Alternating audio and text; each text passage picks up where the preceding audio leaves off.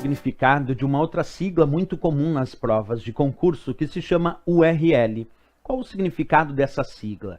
URL significa localizador de recursos uniformes.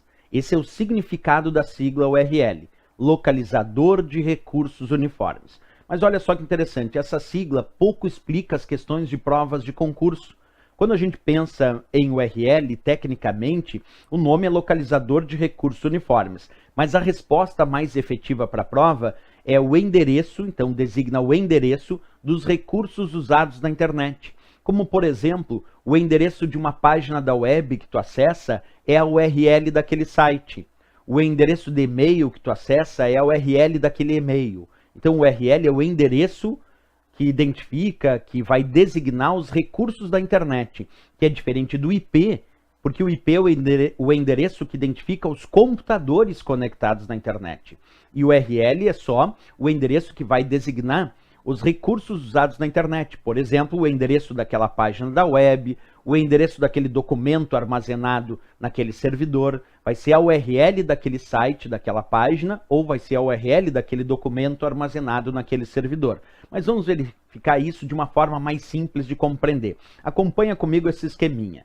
A gente pensa então em URL como sendo, primeiro, localizador de recursos uniformes, vem do nome inglês Uniform Research Locator, então localizador de recursos uniformes. Isso já caiu também em prova, claro, mas o importante, que mais caiu em prova, não foi a sigla, e foi simplesmente a outra indicação que tu observa ali no esqueminha, endereço dos recursos utilizados na internet. Aí sim, o endereço dos recursos usados na internet, esse endereço textual, é a URL. Um exemplo de URL ali eu coloquei http://www.aprovalogo.com.br. Esse HTTP indica um protocolo, que é o protocolo HTTP, o protocolo de transferência de hipertexto, que é o protocolo para acessar páginas da web.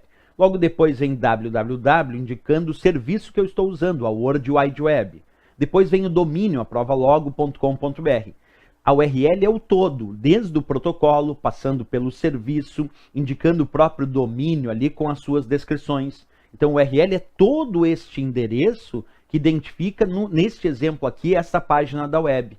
Então, é muito simples entender o URL para a prova. Repetindo, como sigla, localizador de recursos uniformes. Como identificação em prova, normalmente eles perguntam, é o endereço dos recursos usados na internet.